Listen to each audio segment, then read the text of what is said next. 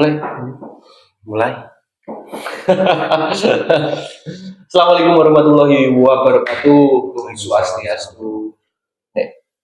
Ini ada tanggal merah besar bukan Mas? Selamat enggak ada? Kayaknya masih Januari. Selamat.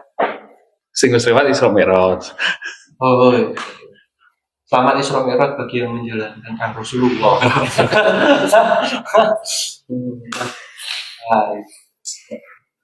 Oke, selamat berbahagia. Yang pasti selamat berbahagia bagi kalian dan kita semua. Selamat menikmati perjalanan hidup, selamat menikmati hari-hari, selamat ulang tahun bagi yang ulang tahun. Jumpa lagi dengan kami bahas aja dulu di episode kali ini.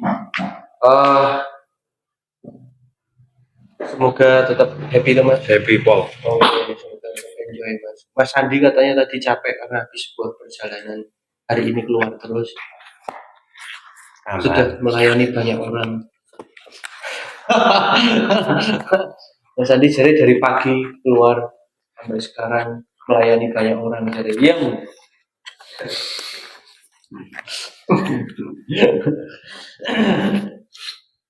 aduh. Nah, jumpa lagi dengan saya Hanis, Fian, Sandi. Oke, kita kembali ke formasi bertiga dan alhamdulillah hari ini sangat luar biasa dan cuaca kali ini bagi kalian yang bekerja di perusahaan, di corporate atau dimanapun tetap jaga kondisi fisik, jaga imun, tetap minum vitamin bagi yang punya vitamin atau minum madu lanceng bagi yang punya madu lanceng.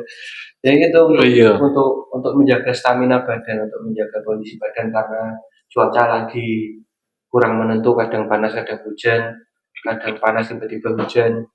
Oke, seperti kondisi hati yang tadinya bersyukur jadi bahagia, jadi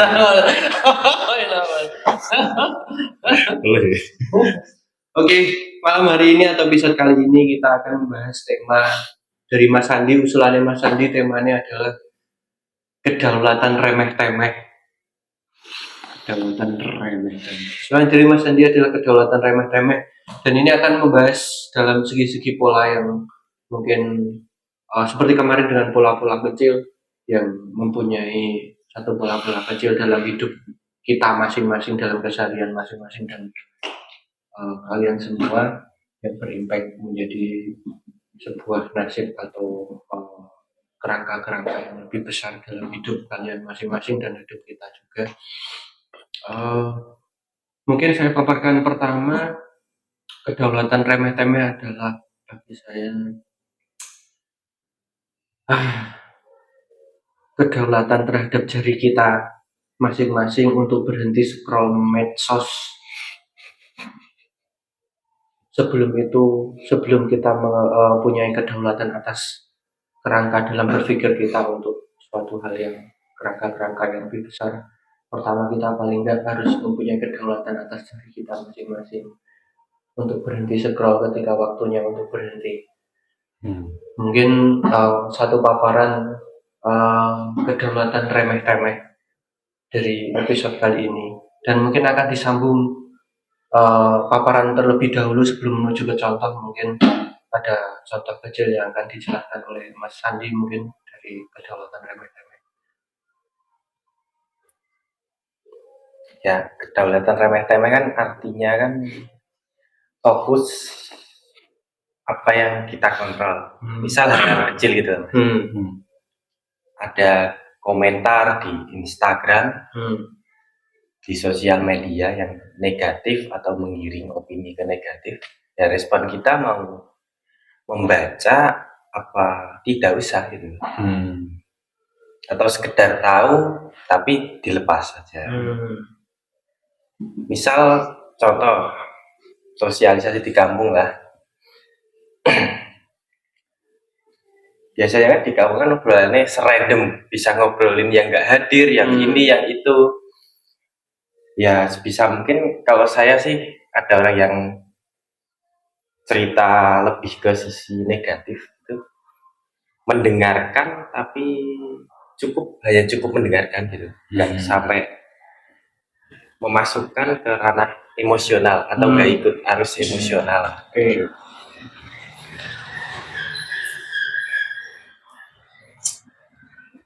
Oke, berarti itu paparan dari Mas Andi. Si pencetus dalam sebuah tema episode kali ini adalah kedaulatan remeh-temeh, dan itu paparan dari si pencetus. Menurut Mas Fian mungkin ada beberapa mungkin paparan dulu yang disampaikan atau beberapa contoh, atau silakan. Ya, menurut Mas Fian kedaulatan remeh-temeh itu sangat penting. Oh iya, kalau yang saya tangkap ya mesti Mas Andi dari itu, ya itu kedaulatan kita untuk mengkontrol apa yang kita lakukan dalam seharian. Ya bisa dikatakan kesadaran kita untuk mengkontrol itu sih. Kalau masuknya saya dari segi situ dulu. Oke. Termasuk mengontrol kita dari sosial media, kesadaran kita mengontrol sosial media, kesadaran kita beraktivitas setiap hari. Soalnya saya juga sering tuh Mas, mesti untuk melakukan aktivitas harian itu kadang-kadang keskip mau esok aku aktivitas apa ya, kadang-kadang itu kan maksudnya ya kurang kontrol sih kesadarannya mungkin ya. Ya hal-hal kecil seperti itu sih. Berarti kan maksudnya yang dianggap maksudnya kita atau ada beberapa orang yang di luar sana mungkin maksudnya remeh-temeh itu kadang ya judulnya temanya kedaulatan remeh-temeh. Yang dianggap remeh-temeh ternyata mempunyai impact yang besar. Mempunyai apa sebenarnya? Kebanyakan kan dari kita kan atau dari teman-teman yang nonton kan fokusnya pada satu hal yang kerangka-kerangka besar Mas, untuk menjadi sukses, menjadi apapun itu ketika kita tidak mempunyai kedaulatan untuk belajar atau mengasah skill dalam kedaulatan remeh-temeh, yang remeh-temeh itu kita tidak asah untuk controlling mungkin untuk suatu pola yang besar. Ketika kita mungkin sukses, bagi orang-orang sukses itu kan materi, dalam sukses secara materi bagi orang-orang, tapi nanti kita ada beberapa hal yang kita akan miss dalam pengelolaan materi kemungkinan, atau pengelolaan sebuah usaha. Makanya pentingnya kedaulatan remeh-temeh untuk diperhatikan dari sejak dini. Sangat bagus loh remeh-temeh itu, karena impactnya buat mungkin dalam bahasa mungkin bisa mempengaruhi beberapa nasib ke depan misalnya. Iya jelas sih Mas. Tetap dari hal kecil tetap menimbulkan riak yang kecil menimbulkan ombak yang besar. Mungkin ada satu contoh mungkin kecil dari saya, mungkin karena saya belajar kan tidak harus yang tua itu belajar tidak harus yang muda harus belajar dengan yang tua, tidak harus. Ketika yang mungkin aku lebih dewasa aku belajar kepada yang lebih muda, mungkin bisa yang dewasa belajar dengan yang tua. Tidak harus.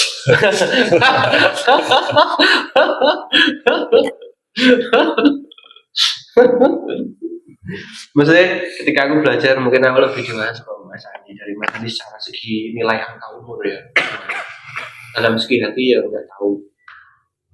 Saya belajar dari Mas Andi yang mungkin lebih muda daripada saya, dalam satu kedaulatan yang ketika Mas Andi tempat saya, ketika adik saya itu masuk ke kamar, Mas Andi merapikan sendal adik saya tuh.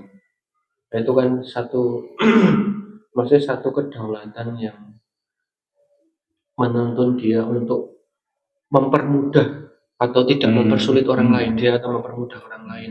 Itu satu kedaulatan yang sangat bagus ketika dia mempunyai satu kedaulatan empatik sosial yang bagus. Dia akan terbiasa atau mempunyai habit untuk memudahkan orang lain atau tidak mempersulit jangka orang lain. Pasti itu kan menjadi sebuah habit yang akan menjalar nanti dia ketika dia bertamu ke teman-temannya, atau mungkin ada beberapa orang bertamu teman-temannya, mungkin dia akan menata sendal yang tadinya ini untuk lebih mudah dipakai oleh teman-temannya. Itu kan satu kedaulatan empatik sosial yang sangat bagus, sosialnya sangat bagus, dan itu pelatih satu habit yang kecil itu dalam hal apapun bisa mungkin ke suatu yang habit yang besar akan lebih tertata, karena dari yang terkecil pun dia mulai menata. Itu akan menjadi satu habit yang sangat luar biasa. Dalam dua mungkin ada satu contoh lagi dari kebiasaan dia ketika membuangkan apa latu bahasa Indonesia apa ya?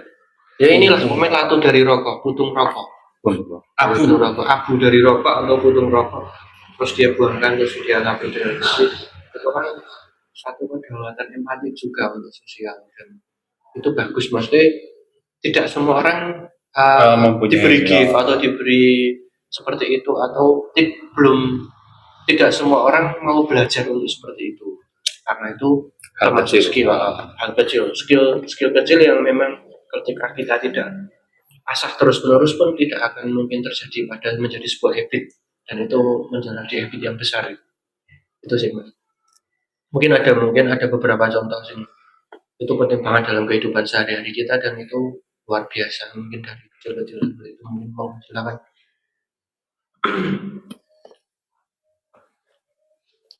Misalnya habit dalam seharian ya mas, ketika kebiasaan saya kan seminggu lari minimal 2 kali ya. Terus ketika males buat lari gitu kan sudah saya buat jadwal kan, pasti saya akan taruh sepatu tersebut di depan pintu mas. Kalau masih kurang impact gitu pasti saya di tempat duduk yang paling saya buat istirahat, buat senang-senang gitu, memakai seragam lari. Ya mungkin misal jadwalnya jam 8 kan, delay setengah jam, tapi kan terpenting tetap terlaksana gitu. Skala prioritas buat lari. Oke, dari habit-habit seperti itu ya mas ya. Maksudnya ada konsistensi dalam ketika mempunyai rencana untuk berlari di waktu ini atau hari ini tetap berjalan walaupun sempat mengalami delay dalam beberapa menit atau beberapa jam. Ya paling enggak kan ya mas ya, mencoba memberikan pematik kayak tadi sepatu dikasihkan yang dekat terus di tempat yang sering Anda duduk pakai baju kostum lari untuk maksudnya biar timbul niatan lagi untuk lari atau yang tadinya malas juga timbul lari. Iya sih. Enggak soal Habib Ali menyambung tadi yang saya bicarakan ternyata pun loh mas maksudnya ketika kok misalkan habit Mas Andi yang kecil itu saya misalkan menata sendal mas atau menata sepatu ketika ada beberapa orang kan misalkan pas waktu Mas Andi adalah pas belajar pas main lah sama teman-teman mungkin ada 5 orang nih main ke tempat temennya nih terus lepas sepatu atau lepas alas kaki di situ terus Mas Andi mulai ketika memang ada satu temannya yang pengen buru-buru pulang pun ketika sepatu atau sendalnya sudah terterapi pun itu membuat dia yang tadinya terburu-buru harus mencari sepatu atau sendalnya dia menjadi emosionalnya lebih terjaga karena dia sudah menemukan itu terterapi dan itu ketika dia pulang kok sendalnya atau sepatu alas kaki itu kesana kemari pun itu juga mempengaruhi emosional dia ketika dia belum bisa mengontrol emosionalnya itu sangat mempengaruhi loh mas itu mempersulit itu mempermudah untuk orang lain itu satu habit yang sangat bagus karena itu berhubungan ternyata bagi si orang yang ditatakan itu mempermudah dia dan emosionalnya menjadi lebih tenang mungkin karena tergesa-gesa lagi merah pakai alas kaki so emosi masker karena tergesa-gesa dan itu sangat bagus sih kadang kan jarang dibicarakan tuh mas suatu hal habit kecil fokusnya kan anak muda atau kita anak seperti kita atau anak muda di luar sana kan fokusnya ke pola-pola yang besar mesti mengejar sukses lah mengejar harus produktif dalam bekerja lah produktif dalam berkarya produktif dalam kegiatan tapi pola-pola kecil itu jarang tersentuh atau jarang untuk dipelajari padahal itu menentukan di pola untuk ke pola-pola yang lebih besar habit yang besar setuju dong? Iya sih soalnya yang saya percaya maksudnya menurut saya sih apa yang akan diberikan oleh Tuhan lah ya oleh Tuhan itu apa yang sudah kita patas untuk menerima sih. Hmm. Soalnya kalau enggak, misal contohnya gimana ya, kalau kita belum siap menerima sesuatu dan ternyata diberikan, itu ada potensi untuk merusak diri kita maksudnya. Ada potensi loh ya. Jadi memang dari habit-habit kecil itu mungkin bisa membentuk suatu pola yang lebih besar, kepatasan kita untuk menerima sesuatu gift yang lebih besar lagi. Yo ibaratnya cah cilik durung waktune dikasih kartu kredit, terus kasih kartu kredit kan yo ada potensi untuk untuk menggunakan itu kan, seperti itu. Sebenarnya aku mempunyai beberapa sih banyak contoh pola sih dalam habit ini tak pelajari. Ada lagi maksud tak ambil tak kutip dari Mas Andi ya, aku pelajari dari Mas Andi. Ini Mas Andi yang ini ya. Nah nanti biar makna dan paparan penjelasannya biar Mas Bian. Aku mengambil contoh yang tak pelajari dari Mas Andi. Dan Mas Andi itu maksudnya dia masuk kamar mandi, misalkan ketika main di tempat UI, terus mungkin ada lampu yang harus dia hidupkan karena memang biasanya dihidupkan di satu ruangan itu. Dia jalan sambil ke depan pun sambil hidupin lampu. Terus ketika dia ke kamar mandi, ketika air itu tidak penuh, dia menghidupkan entah sambil buang air kecil atau apa di situ, dia menghidupkan. Itu kan maksudnya itu melatih satu kesadaran konektivitas. Tidak semua orang juga bisa atau mau untuk mempelajari seperti itu, karena itu sangat bisa untuk manajemen mengisi beberapa kebocoran Mas, ketika memang Mas Andi mempunyai usaha dalam hal finansial manajemen pun, ketika habitmu kecil terlatih dari itu, mungkin Mas Andi akan lebih teliti karena terbiasa dengan ketelitian seperti itu. Dan itu pun berefek bagus untuk bagi orang pengguna kamar mandi, memudahkan bagi mereka. Suatu hal yang tidak kebiasaan habit-habit kecil itu sangat mempermudah untuk orang lain, untuk sosial.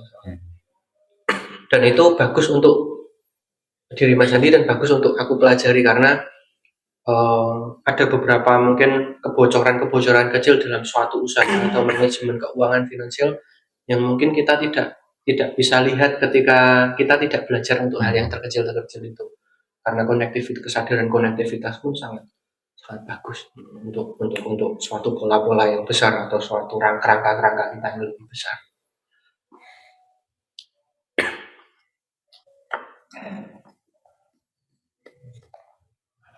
Jebule maksudnya remeh-temeh ini, ternyata remeh-temeh ini ya tidak bisa dianggap remeh-temeh. Memang karena memang dipendut mungkin karena misalnya mengambil tema remeh-temeh karena memang bahasa paling mudah yang dianggap sebuah remeh-temeh. Ternyata remeh-temeh itu tidak bisa dianggap dengan remeh-temeh. Ya karena itu sangat dekat jadi sering luput. Benar.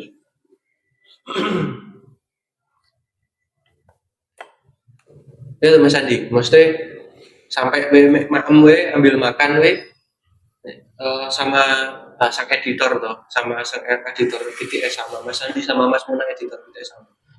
Ketika mengambil makan kamu tahu untuk ini cukup, maksudnya ini porsiku segini ketika makan, dan segini itu aku bisa habis dan bisa bersih dalam piring itu, tidak ada sisa dalam piring. Nah itu kan bagus Mas, bagus untuk kesadaran kita tahu batas, tahu kecukupan dalam hal finansial ketika jenengan manajemen yang lebih besar atau usaha lebih besar pun bagus untuk beberapa atau teman-teman pelajari, termasuk saya, untuk anak muda sekarang atau Gen Z atau siapapun itu, karena ini satu habit yang sangat bagus untuk tahu waktunya cukup. Segini aja sih kayaknya ngambilnya, segini cukup sih, dan ini bisa saya selesaikan, dan ini cukup untuk perut saya hari ini atau jam ini atau makan malam hari ini. Dan itu satu kesadaran yang bagus untuk kita tahu kecukupan kita untuk waktu kita, untuk cukup lah. Itu bagus sih untuk saya pelajari beberapa hal yang dilakukan oleh Mas Andi dan Mas Bonadad itu menjadi satu pembelajaran untuk saya pelajari lebih dalam untuk diri saya sendiri, untuk membuat satu pola-pola. Ternyata pola-pola habit-habit kecil itu perlu saya tata kembali, saya ringkas kembali untuk itu pola-pola yang lebih besar, untuk satu kesuksesan yang besar. Itu sih yang beberapa saya pelajari dari kedaulatan remeh-temeh ini, Mas. Iya, dari pola-pola kecil itu kan kayak yang tadi Mas Andi lakukan itu kan melatih itu loh, Mas, kepekaan kita tuh. Dan skill itu kan nantinya akan sangat dibutuhkan untuk hal-hal yang lebih besar lagi.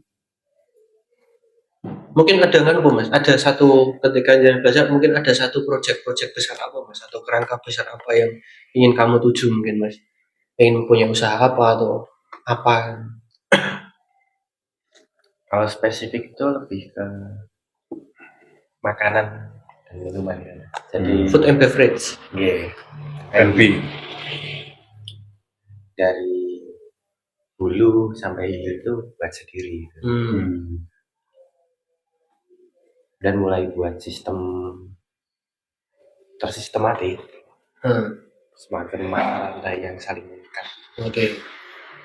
Saling terhubung ya. Ya, satu sama lain saling terhubung. Dan itu terhubung dengan satu habit-habit kecil yang Mas Andi bangun dari sekarang itu bagus untuk, dan pola-pola itu pun sangat bagus banget untuk usaha food and beverage buat F&B. Dari pola-pola yang dipelajari sekarang Mas Andi, kebiasaan. Ya Mas, jangan mungkin ada satu kerangka besar mungkin. Kerangka besar dalam usaha atau apapun terserahnya. Ya apa ya? Tujuan untuk membangun atau membuat ini atau? Ada sih beberapa ya. Salah satunya ya F&B seperti Mas Andi itu, food and beverage. Sama, karena kalau betul sih untuk memulai usaha yang dengan pola yang besar itu kita mulai dari yang kecil-kecil dulu. Misal ya hal sekecil kita tahu cara apa ya? Mungkin resep, kita cari tahu resepnya dulu, kita cari bahannya dulu ya, hal kecil seperti itulah itu yang bakalan jadi apa ya, ilmu untuk membuat pola yang lebih besar. Tentunya pasti mesti kita semua pernah mengalami tidak mengembalikan satu barang atau satu barang yang ada di rumah kita tidak sesuai pada rumahnya, pada tempat ya, rumah atau tempatnya. Dan itu membuat kita menjadi emosi, Mas, mengganggu emosional kita. Contoh, aku ini juga apa sih ketokan kuku ya, Mas, karena ada ketokan kuku, sudah saya kasih rumah ini tempat kuku, saya punya kasih tempat di sini, mungkin di sebelah laptop ada satu cepuk di situ, cepuk bahasa Indonesia nih, tahu zaman dulu pokoknya bahasanya cepuk tempat itu, ya, tempat itu terus ambil buat ketokan kuku, Mas, terus lupa ini nggak kembalikan pada tempatnya. Dan suatu ketika mungkin kan 1 minggu sekali biasanya aku potong buku terus kembali ke situ, minggu selanjutnya aku kan emosi, Mas, bisa membuat emosional kita tidak terjaga, tidak tenang. Siapa yang ambil tidak dikembalikan, padahal saya sendiri. Dan itu satu habit yang ketika kita tidak memulangkan benda itu pada rumahnya atau pada tempat itu mempengaruhi banget mental kita, mempengaruhi emosional kita. Maksudnya jangan pernah pas ambil opo gitu kan, terus nggak sesuai pada tempatnya mungkin.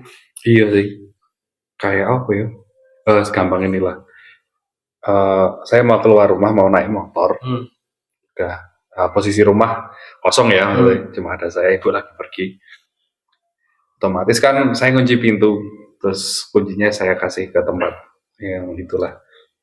Nah, ternyata sudah sampai motor, saya lupa ambil helm. Ya kayak gitu maksudnya. Suka gitu kan. Kok iso ya aku lalu. Sudah buka lawang mana. Kan dia gedeng aja, tapi ya kayak gitulah.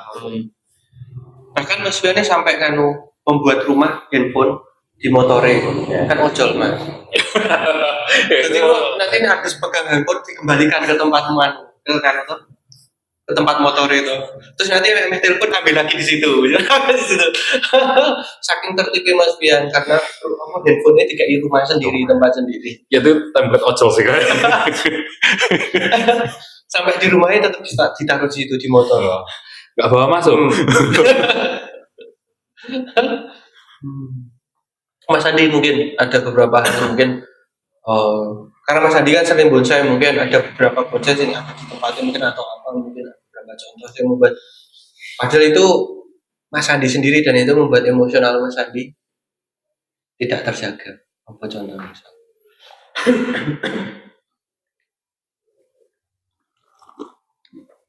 Ada kan mas, kursi yang sengaja saya buat khusus buat berpikir itu, bisa berimajinasi, membaca buku, mempelajari skill baru. Oh kursi kan khusus itu? Khusus. Oke. Itu.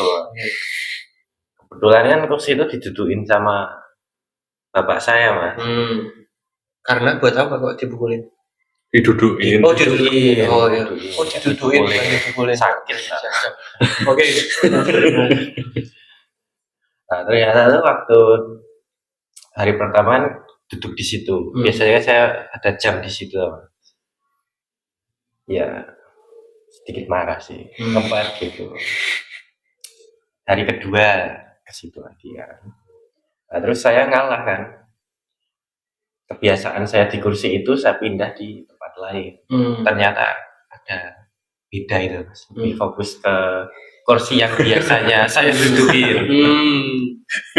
Tahu itu. Dan itu kursi itu pasti berada di satu tempat itu. Ya pasti. Dan itu bukan termasuk ruang privasimu. Ruangan itu apa? Berarti bisa dipakai oleh semua orang di situ. Ya. Kursinya privasi untukmu, tapi ruangannya tidak. Ya. Berarti itu bukan kesalahan orang lain, tapi memang diri sendiri ya. Diri sendiri. Ketika memang itu kursi privasi harus ditempatkan di ruangan yang privasi juga. Harusnya. Itu kursi berkarya mas. Ya, kursi berkarya. Semua kata rindu. Copyright bray. 30 detik lah. Ini belum ada 30 detik aman. Belum aman. 5 detik. Jadi akan ya, maksudnya kedaulatan remeh-temeh itu sebenarnya kalau kita bicarakan atau kita berikan contoh, akhirnya banyak cerita. Iya. Banyak cerita sebenarnya. Karena banyak satu habit kecil-kecil kita yang kurang baik atau banyak keteledoran dalam diri kita. Mungkin itu pentingnya. Itu juga membedakan ya antara kita harus perfeksionis sama kita dengan mengembalikan semua hal itu pada tempatnya, itu berbeda juga. Karena perfeksionis kan melulu pada hasil sih. Karena kemarin baru saya pelajari tentang diri saya sendiri, ternyata beda kok. Saya tidak perfeksionis. Perfeksionis itu melulu pada hasil. Ternyata ketika kita misalkan dulu ketika aku ada barang yang tidak saya potong buku tadi, saya sudah kasih tempat dan kembali di situ. Ketika dipinjam oleh adik saya dan tidak kembali di situ, itu saya marah. Itu karena hasil, karena ketuaan buku tadi atau si potong buku tadi tidak dikembalikan di situ, dan saya marah karena tidak sesuai tempatnya, tidak dikembalikan sesuai tempatnya. Dan itu salah karena itu perfeksionis. Dan ternyata ketika kita kendali dalam otak kita, kendali dalam berpikir kita untuk menjadi habit, untuk lebih rajin. Fokus kita pada proses kita. Ketika itu tidak kembali, ya it's okay, kita ambil aja di mana, tanyakan dan kembalikan di situ. Nah, ketika kita tidak mempengaruhi emosional kita, dan itu tidak dituntut kita untuk perfeksionis kok, ternyata cuman kita bertumbuh atau berproses untuk kendali diri kita sendiri ternyata. Dan itu sangat bagus sih, sangat bagus. Karena kan mayoritas yang punya saya itu kita kasih tempat gitu loh, termasuk helm tak kasih tempat, termasuk ini tak kasih tempat. Jadi ketika membutuhkan sudah sesuai part-part tempatnya, dan ketika dipinjam dan itu tidak sesuai kembali ke tempatnya, mungkin hanya saya ambil ketika basah, mungkin kalau mantau basah tak keringin dulu, jemur dulu, habis itu saya lipat, tak masukkan satu paket. Itu pentingnya untuk menata hal-hal kecil, Mas, karena ketika si kecil-kecil itu habit-habitnya kita tidak mulai tata, bagaimana kita banyak akan ya bisa dengan kesuksesan atau pola yang besar, tapi banyak kebocoran yang kita tidak tahu di situ. Ya. Itu cara kita mungkin beberapa memahami pola-pola kecil dalam ketika kita sudah mempunyai pola yang besar. Ya, Mas, paling enggak kan. Ya seringnya kalau saya sih kurang itu sih, kurang awareness atau kurang apa ya, kurang sadaran sih, makanya ya penting nih kesadaran dalam itu Keseharian dalam keseharian. Dan itu bisa kita pelajari bersama, atau kalian yang semua bagi viewers yang ingin mempelajari, atau mungkin pasti ada beberapa hal yang kita bicarakan, contoh-contoh kecil, habit-habit kecil yang kita bicarakan yang relate di kalian dan belum kalian lakukan, mungkin itu akan sangat bagus ya. Nah, itu akan menjadi satu sangat yang ada mungkin beberapa tulis komentar, ada masukan-masukan atau beberapa hal yang kalian alami di setiap hari. Mungkin Mas Andi, adakah kebiasaan atau satu habit yang jenengan ketika jenengan termasuk Mas ini barusan, ternyata kebiasaan dalam menutup pintu ketika pelan atau keras itu mempengaruhi orang sekitar, Mas. Betul. Emosional sekitar. Makanya itu satu habit pentingnya kita menutup pintu apapun itu dengan mudah, karena misal kita numpang di mobil orang nih, mobil temen nih, ketika kita mobilnya mewah misalkan, nutup pintu jubleng gitu, itu ternyata mempengaruhi emosional si yang punya. Iya jelas.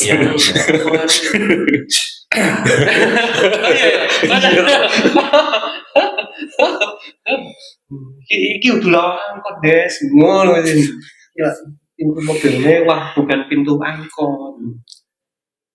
Iya sih, kebiasaan memang kayak menutup pintu pun kadang ya kalau misal ya meskipun orangnya tidak bermaksud untuk untuk ada tendensi marah ataupun apa ya, tapi kan yang denger mungkin kaget, mungkin apa. Perlu untuk latihan kita sendiri aja, bukan pengaruh, tapi itu berimpact bisa. Ada beberapa orang yang belum bisa mengontrol dirinya atau menguasai dirinya sendiri dalam emosional, itu bisa mempengaruhi emosional orang sekitar. Suara tuh bisa nggak sih? Motor, untuk biasa baik. Iya teman. Ya sama itu sih, faktor lingkungan juga sangat penting, Mas. Maksudnya ketika kita berada di suatu tempat itu awareness untuk melihat sekitar itu gimana maksudnya. Mas Puna pernah dengan nutup pintu kebanteran terus ada sekitar rumah atau apa keluargamu miso atau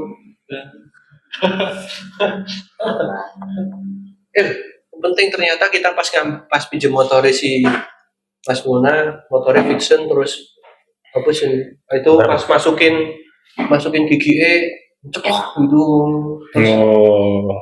Itu bisa mempengaruhi emosional sih yang punya loh itu. Karena itu nanti rantainya kendor, kiri aus. Nah, itu sangat mempengaruhi loh.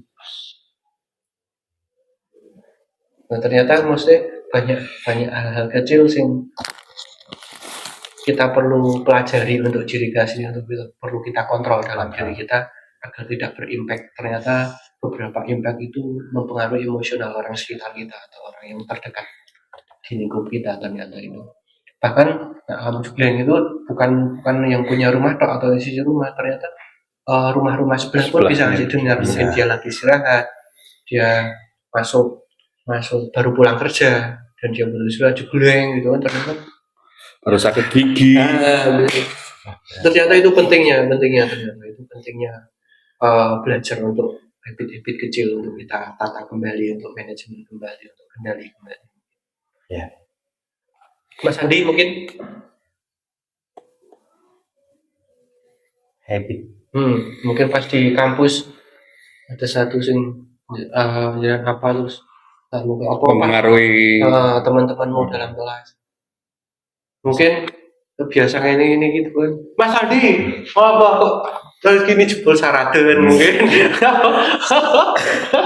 Oh, enggak, ini tiba-tiba gini tangannya padahal nggak mau jawab ada pertanyaan dari dosen. Iya. Terus kalau itu rawo lah. kadang ini lucu nih karena lucu mas asli aneh tuh Oh, di sini karena ada lucu ya. iya Oke, lanjut Mas Andi.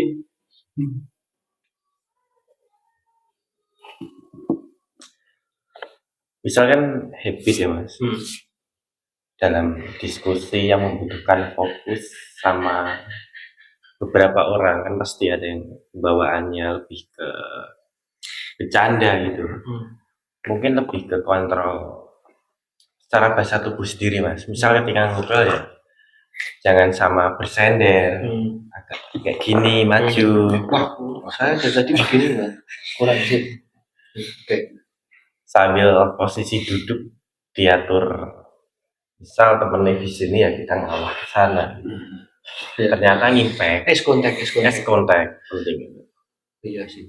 ini saya kiri kanan berarti gini Iya. Boleh.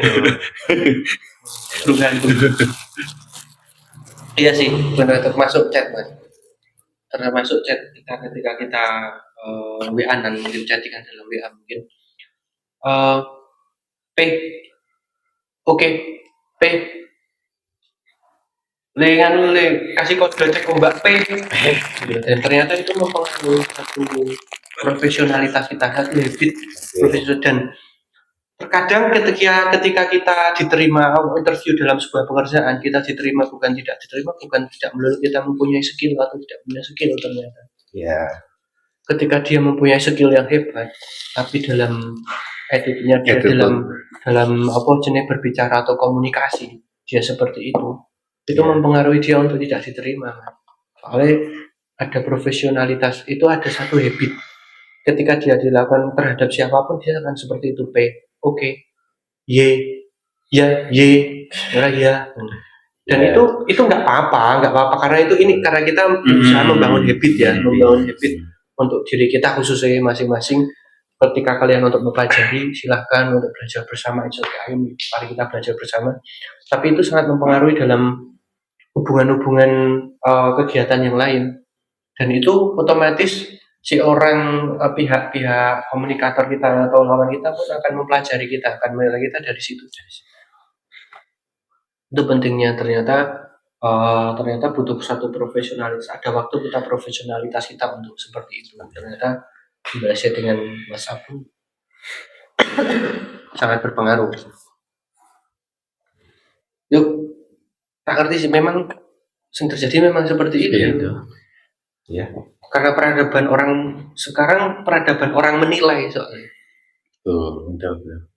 Peradaban orang menilai tanpa memaknai terlebih dahulu. Makanya dalam segi chatting tuh sudah dinilai gitu loh, maksudnya sudah menilai orangnya seperti ini. Walaupun mungkin belum tentu, tapi ya inilah peradaban penilaian, peradaban validasi. Ya memang untuk sekarang kan memang seperti itu tuh kondisinya. Itu sama kok ketika saya waktu kerja di ojol itu juga pentingnya komunikasi dalam chatting juga ya. Iya penting sih. Misal kalau saya lagi ngambil orderan ternyata di resto lagi rame ya sebisa mungkin saya komunikasi, saya foto restonya, saya chat ke konsumen kalau antri, maaf Kak ini agak antri ya, saya mungkin bilang gitu. Ya meskipun dibaca atau enggak kan paling enggak kita udah udah komunikasi kalau mungkin empati sosial. Kalau kondisinya ini lagi antri seperti itu sih. Itu termasuk sosial empati soalnya bagus banget, soalnya ada mungkin beberapa kemungkinan ada konsumen yang tidak mau tahu tuh Mas.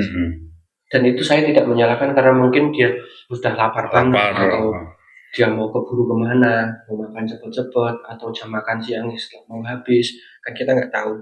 Makanya itu pentingnya satu sosial empati komunikasi yang baik. Maksudnya ketika kita chat ya memang karena ketika kita chat dan si nada pembicaraan, nada yang bacanya pun berbeda dengan nada kita baca, soalnya itu pentingnya.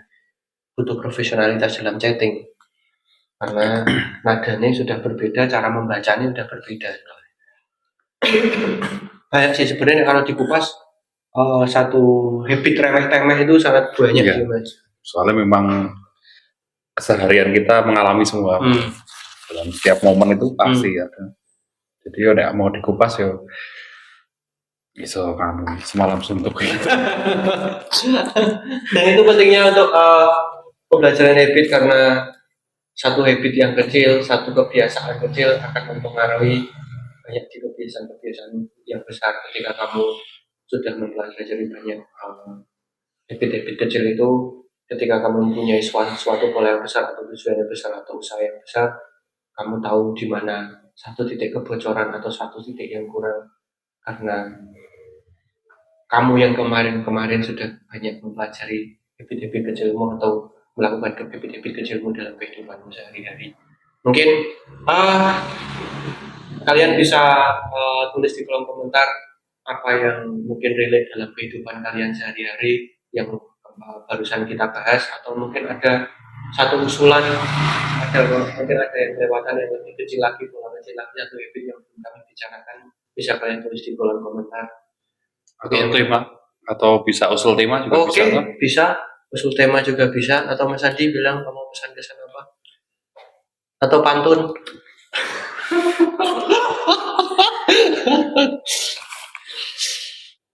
Puisi. Ya. Mungkin ada pesan mungkin Mas untuk generasimu, untuk seumuranmu. Ya. Lebih baik fokus ke apa yang bisa dikontrol gitu. Nggak usah terbawa era keluar. Fokus ke apa yang tidak bisa dikontrol. Kebanyakan kan sekarang generasinya kayak gitu, Mas. Ya sih, gue juga gitu sih. Iya sih, gue gitu. Lo juga gitu ya. Oke, mungkin berdasarkan atau kedalusan remeh-temeh mungkin cukup. Jika ada beberapa hal atau ada beberapa hal yang kurang atau beberapa hal yang kurang baik, mungkin bisa kalian masukkan di kolom komentar, atau kalian menambahkan beberapa hal di kolom komentar. Silahkan, dan jangan lupa like, comment, dan subscribe. Dari bahas saja dulu, kami bahas dulu. Dari saya Hanis, Saya Fian, Sandi. Terima kasih. Wassalamualaikum warahmatullahi wabarakatuh. Selamat berbahagia dan selamat menikmati kehidupan sehari-hari. Om Swastiastu.